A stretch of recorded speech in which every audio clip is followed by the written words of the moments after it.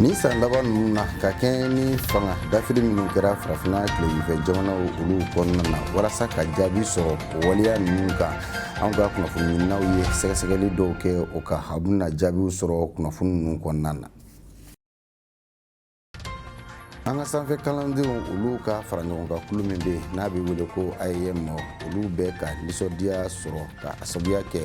fɛn min bɛ tali kɛ sanfɛ kalanso ninnu na baarabila min ni o tun bɛ yen nɔ n'o ye kalanw jɔli ye o kɔni bɔli a ma walasa kalan bɛ se ka lakurakuraya o kɛra AEM maaw olu ka nisɔndiya ye walawalaliw bɛna kɛ a la kunnafoni kɔnɔna na. An ka foli bɛ aw ye Liberté ale ka jabarani sugantili la min bɛ tali kɛ farafina tilebinfɛ jamanaw ni san fila laban ninnu kɔnɔna na fanga ɲɔngiri min ni o kɛra o jamana ninnu kɔnɔ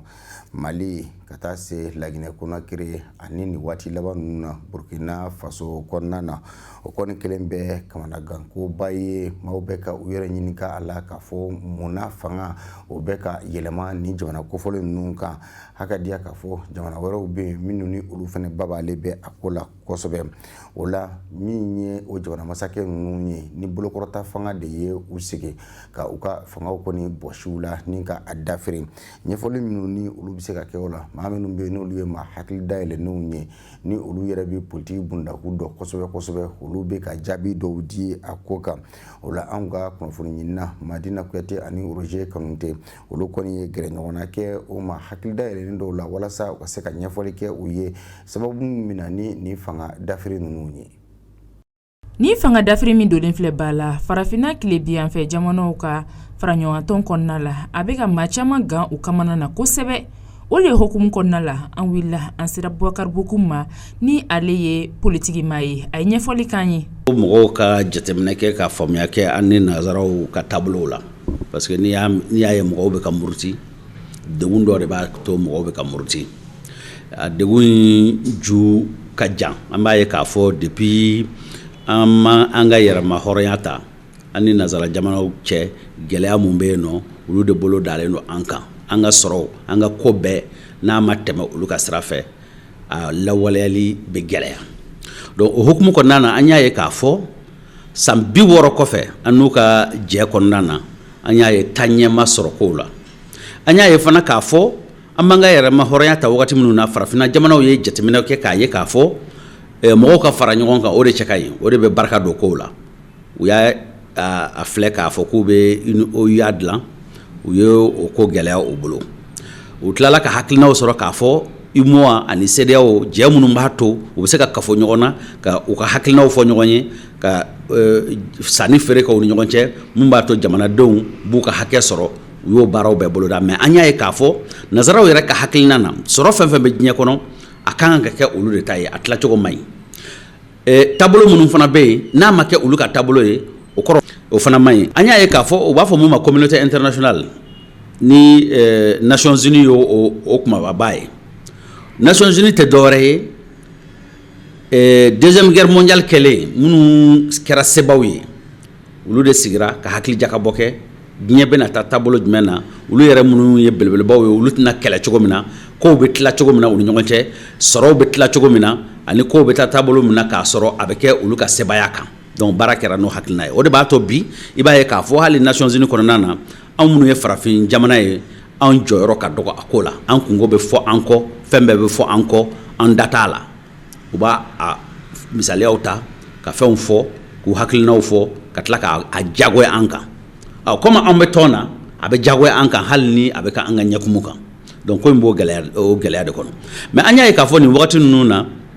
farafina fana bɛ ka ko dɔw faamu an bɛ k'a dɔn k'a fɔ ninnu ko k'an ye fantandenw ye ninnu ko anw ye sɛgɛnbaatɔ ye u ko k'anw ye kodɔnbaliw ye an ye fɛn sidɔnbaliw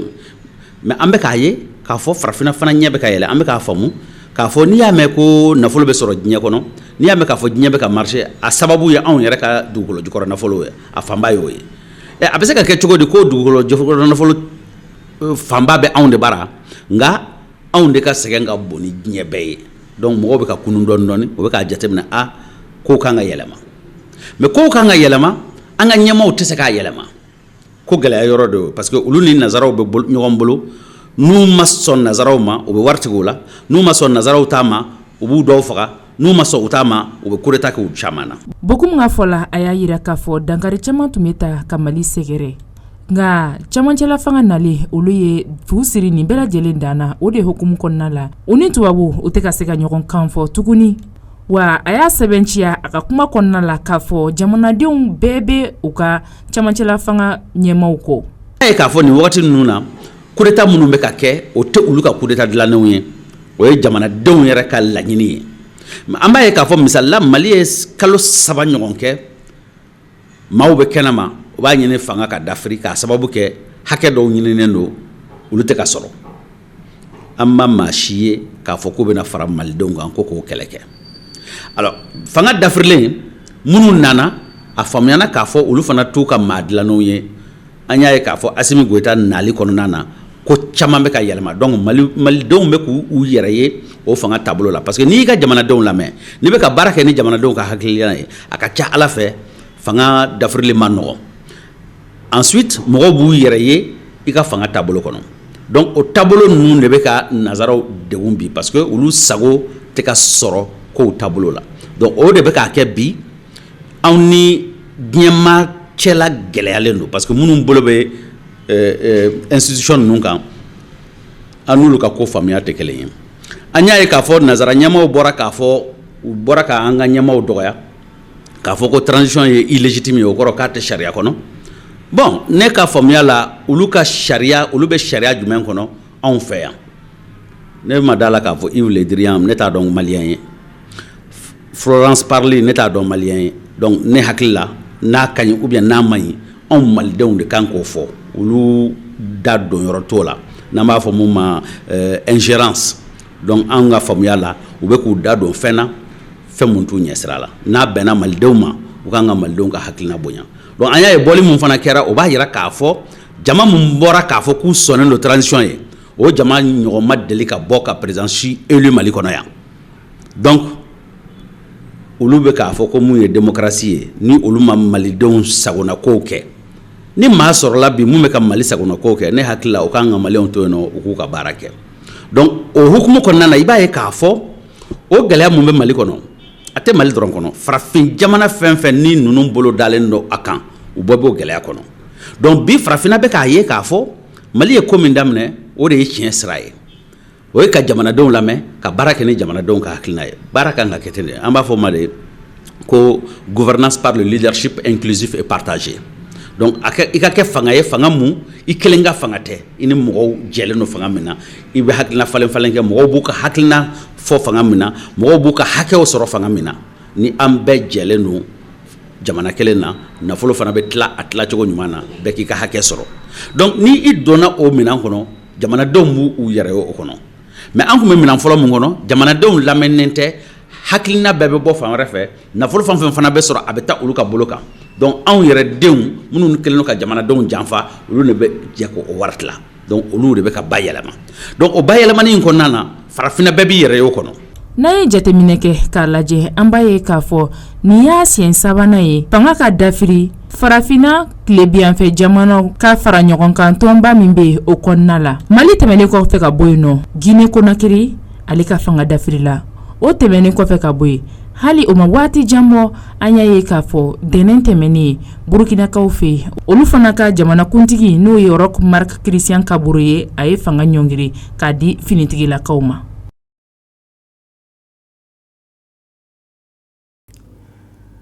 Kalo 6 baarajɔ kɔfɛ min bɛ tali kɛ an ka sanfɛ kalanso minnu bɛ yen nɔ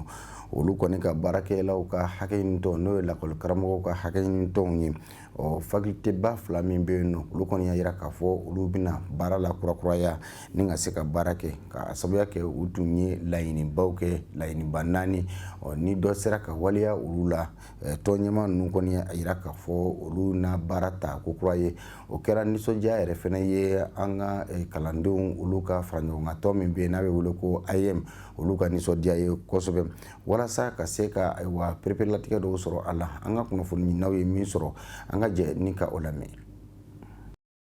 An ka sanfɛ kalanso belebele 2 min bɛ kabalakaw fɛ yen nɔ sa ni olu bɛ wele FLESIEL ani faculté des sciences humaines et des sciences de l'éducation olu lakɔli karamɔgɔw tun bɛ baara bila la a bɛ kalo caman bɔɲɔnko bɔ ka d'a kan u ka laɲiniw tun ma sabati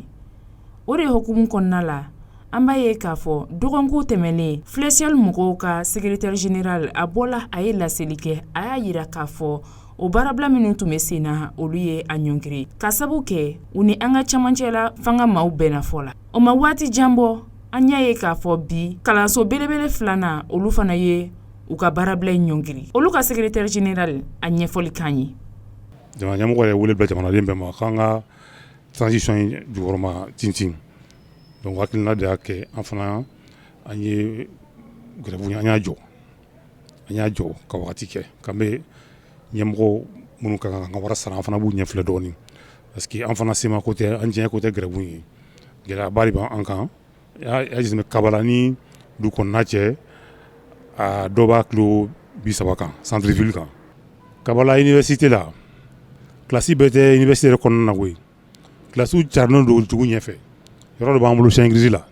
yɔrɔ dɔ b'an bolo Kalabankɔrɔ ni tɛmɛna cimetière la kaburudon na carré fila ni tɛmɛna kaburudon na yɔrɔ dɔ b'an bolo yen fana Kalabankɔrɔ Kuluba o sirafara yɔrɔ dɔ b'an bolo yen fana donc école-maîtres bɛ taa ni ka segin de kɛ ni kalanbonw ni ɲɔgɔn cɛ a b'an sɛgɛn kojugu bon an dun jigi ye an ka élémentaire de élémentaire a juru bɛ faso la a bɛ san 2 bɔ dɔw ta bɛ san 3 bɔ bon an y'o bɛɛ de ye ko ka grève ɲɔngiri parce que sisan jamana bɛ gɛlɛya kɔnɔna la donc an fana ye jamanaden de ye donc an bɛ transition an b'a jukɔrɔma tintin u ka baara la parce que baara min na jamanadenw bɛɛ de ka baara don